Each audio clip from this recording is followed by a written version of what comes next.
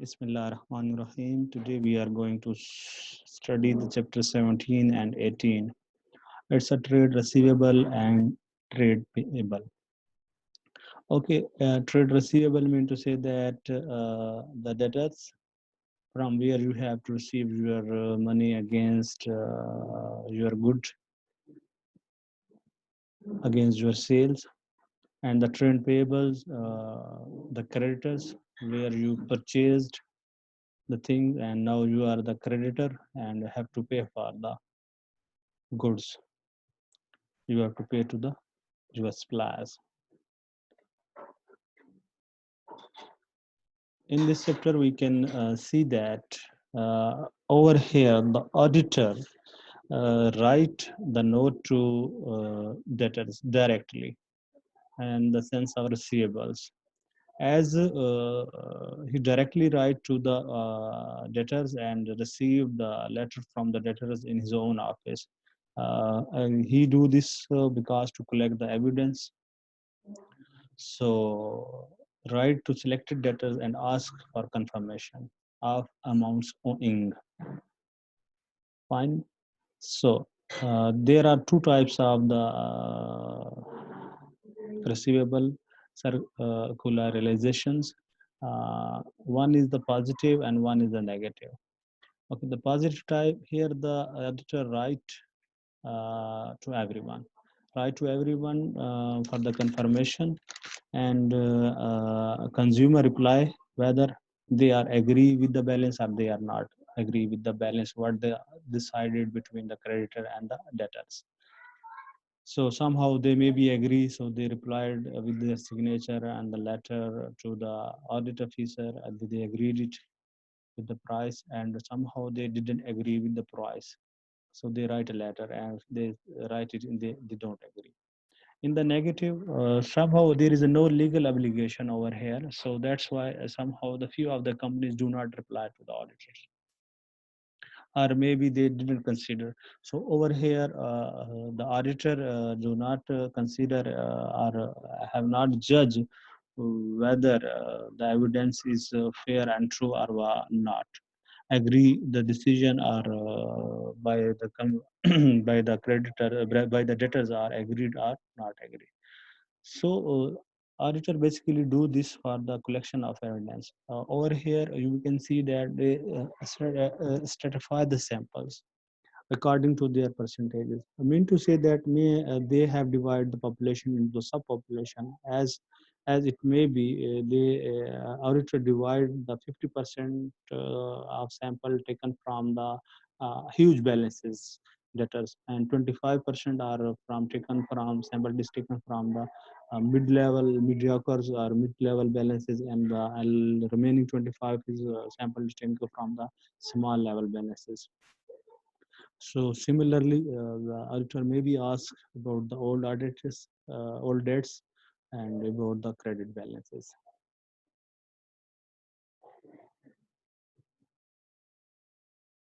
Uh, Negative is not a real good debt evidence.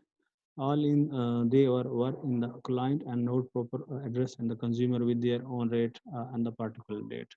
Okay. Now here is another addition over here, as these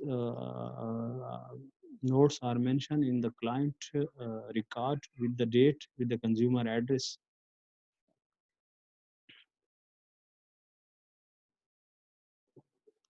Okay, we can further see the receivables when auditor do an audit about the company entity section of receivables. Here you can see that the first responsibility is to reconcile the ledger to the control account. You must reconcile the receivable control account to the individual account balances.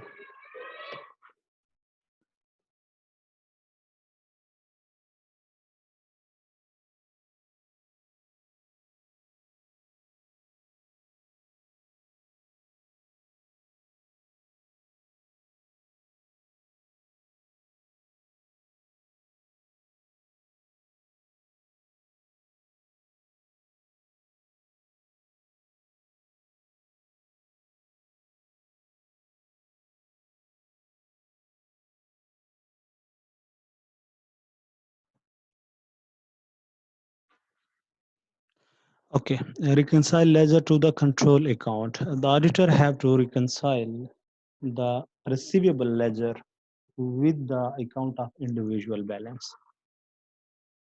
This is the first duty because of check the correctness and accuracy of the data. We have to reconcile the data with the individual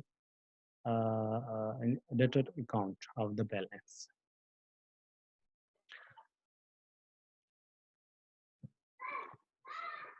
Aged listing. Age listing is mean to say that when it will be collected.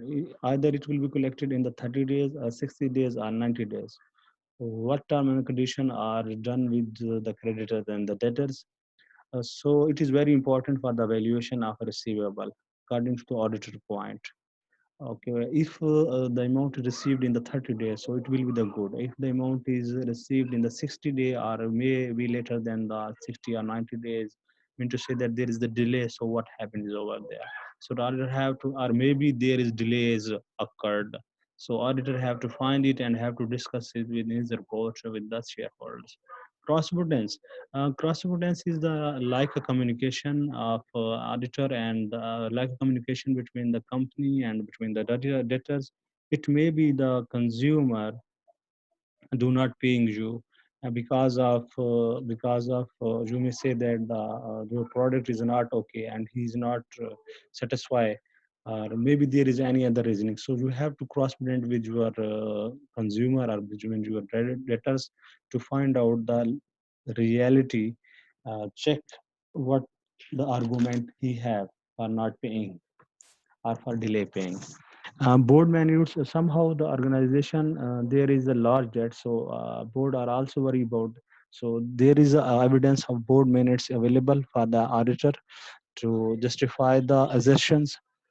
Collection period is a very important again for it's a number of days, or you may say that by formula receivable balance divided by sale per day. So it may be you have to firstly received from debtors in the 40 days, but previous in previous year in 40 days, but in the next year you received it in the 90 days.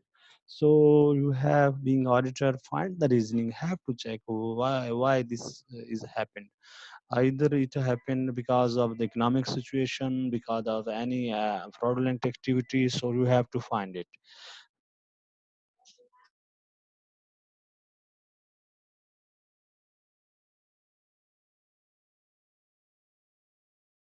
In the last, you may say that it's a receipt after year end. It may be the consumer pays you. The date was decided December for payment, but he pays you in the January. So either it is the good debt or the bad debtor. So have to discuss. Similarly, the synchronized credit notes issued after the year end. You have to trace the credit notes on which basis you provide the sell your product on the credit. You have to trace from where you want to.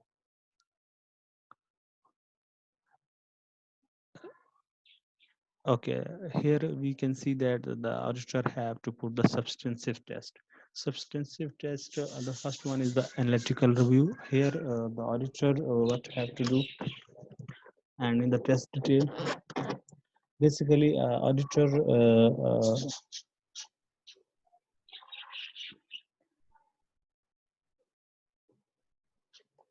collection period have to check, compare receivable to the last year. Analytical, giving the comparison logic from previous year. In the previous year, this will the collection period, this will be the receivable. So he have to check this one. And in the test of the detail, where the auditor trace and inspect the details which provide evidence that an amount is free from the material misstatement. Testing the detail, testing the information, either this free from the material misstatement or not. Okay, here we can see the chapter 8. It's a trade payable. Many of the audit procedures that are carried out on the payable balance are similar in the principle to those that are carried out on the receivable balance. It is similar as the carried on the payables and carried on the receivable balance. Okay, because there you are receiving the amount and here you are paying to the others. So transaction are similar, or the you may say their principle are similar to reasonable having reasonableness. Note, however, the auditor will be particularly worried about the possible understatement of payables. How can the auditor detect a payable that is missing from the financial statement? Now, what is that? How an auditor have to find in the financial statement how to detect the payable is missing? So, because of this, he need evidence. He have to study or evaluate or examine all of the payable trade payable information. So it is important to reconcile the sum of individual payable balance to the balance of the control account. So this is very important now. What the material you have with your financial statement, and now you have to cross check with the individual payable account. In other words, the total payable in the statement of the financial position agrees to the detailed amount of payable of each supplier. Obviously, how much total payable you have is equal to the sum of individual payable of the suppliers. Okay, correspondence, as we correspondence is the communication between the creditors and the lenders. So you have to communicate either the problem is there, you are not going to pay, or you are going to pay. So you have to correspond with the supplier. What is the main issue is over there? Similarly, the board minutes may allow identification of dispute or amount which might not be paid. You have to check the genuine reason why they are not going to pay you, or why you are not paying to the supplier. So there is a correspondence needed over there.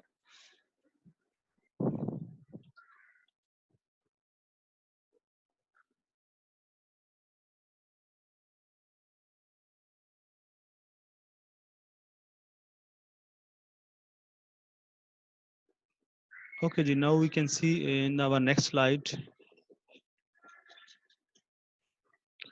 Trace from purchase order to good received notes. As we know about the audit trails, so in being an auditor, you have to trace it from the purchase order to good or received notes from the start, from the where you are ordered, from where you have to receive, from where the receiving invoices, and from where you are going to pay for. So you can, being an auditor, have to check it in the lieu of in the on the shutter of audit trail.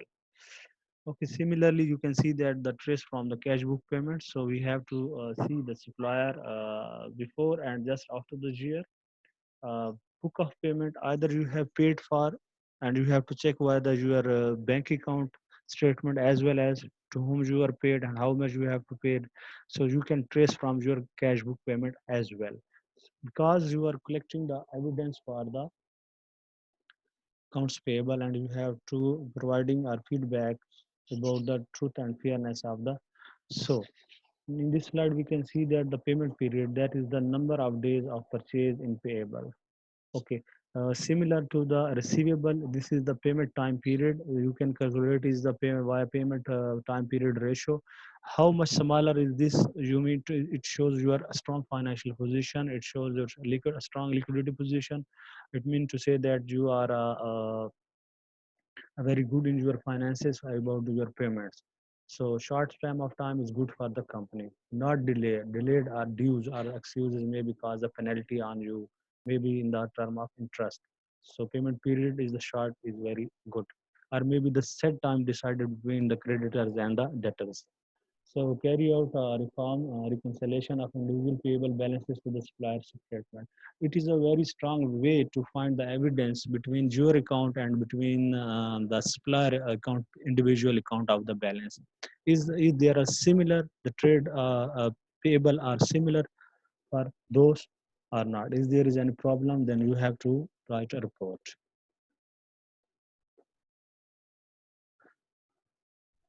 Okay, we can see in last, supplier statement reconciliation is the similar or the main audit procedure to verify the completeness of the trade payable.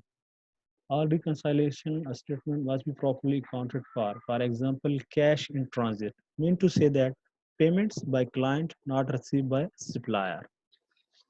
That is, confirm the payments appear on the bank statement shortly after the year end. Okay, second, Good in transit, good invoiced by supplier, not reduced by the client. Confirm that goods are received after the year end, or if received before the year end, that the invoices has been occurred. Okay, last, disputed invoices not recorded by the client because the goods were the refused or returned. So if disputed is valid, invoices should be subsequently cancelled with a credit note from the supplier. So you have to reconcile the statement with the reconcile. You have to reconcile the your entity statement with the supplier statements to verify the financial information. So it's all about this for today lecture. We studied over here chapter 16 and 17, in which we studied the trade receivables and trade payables, where we discuss the positive and the negative. Then we discuss the objective, or you may say the characteristics of being receivable, and how an auditor have to verify or check or find out the receivables problem or issues, or verified for the true and fair information. Similarly, we can see that the substantive test of detail, and the last, the trade payable similar to the trade receivables. And here is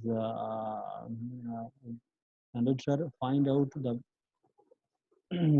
financial assertions of payable, all about have to check the correspondence, the whole meetings, have to trace the purchase order, have to trace from the cash group, have to check the payment period, and carry out the reperform reconciliation of individual's pay balance to supplier statement. Some have calculate himself for the reperform or recalculate, and in the last have to reconcile statement with the supplier. This is all from today. Thank you very much.